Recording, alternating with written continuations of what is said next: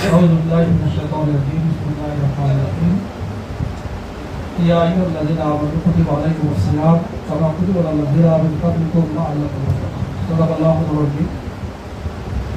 বাংলাদেশ জামাত ইসলামী ঠাকুরগাঁও সদর উপজেলার পক্ষ থেকে আজকের এই পুরো অনুষ্ঠানের সম্মানিত পরিচালক, আজকের অনুষ্ঠানের সভাপতি, মঞ্চে উপবিষ্ট রয়েছেন বাংলাদেশ জামাত ইসলামী ঠাকুরগাঁও জেলা শাখার সম্মানিত অ্যাসিস্ট্যান্ট সেক্রেটারি অধ্যক্ষ ফরিদুদ্দিন আহমেদ, অপরাপর নেতৃবৃন্দ, আমার সম্মানিত কর্মী ভাইরা, আসসালামু আলাইকুম ওয়া রাহমাতুল্লাহ। আসলে সময় স্বল্প, মেহমান চলে আসছে, ভাই আছেন, কথা বলবেন। আজকের এই পুনর্মিলনে আমরা এমন একটি সময় অনুষ্ঠিত হতে যাচ্ছে, এই সময়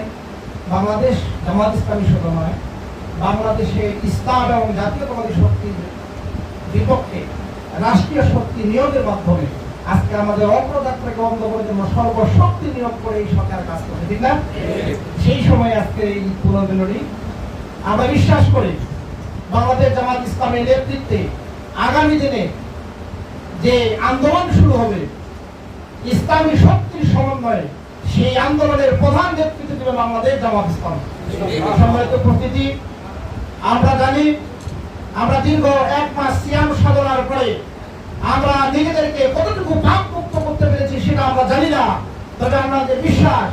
আমরা ঈদগাহে নামাজের মাধ্যমে আল্লাহ রাব্বুল আলামিনের কাছে তার নৈকট্য লাভের মাধ্যমে আমরা নিজেকে গুনাহমুক্ত করে নেওয়ার জন্য সর্বশক্তি নিয়োগ করে চোখের পানি উজাড় করে দিয়ে আল্লাহর কাছে আমরা ধর্ণা দিয়েছি, ঠিক না? সম্মানিত উপস্থিতি, বাংলাদেশ জামাত ইসলামী যেভাবে করে সাধারণ মানুষের কাছে, কোরআন প্রেমিক মানুষের কাছে কোরআনের পক্ষে কথা বলার কারণে, কোরআনের পক্ষে থাকবার কারণে আজকে জামাত ইসলামীর আমিরে জামাত থেকে শুরু করে নিয়ে সর্বোচ্চ নেতৃবৃন্দকে এই জালেমের কারাগারে থেকে ফাঁসির কাস্টে ঝুলিয়ে শহীদ করা হয়েছে। আমরা বিশ্বাস করি ইসলামী আন্দোলনের অগ্রযাত্রাকে অতীতর শহীদ করে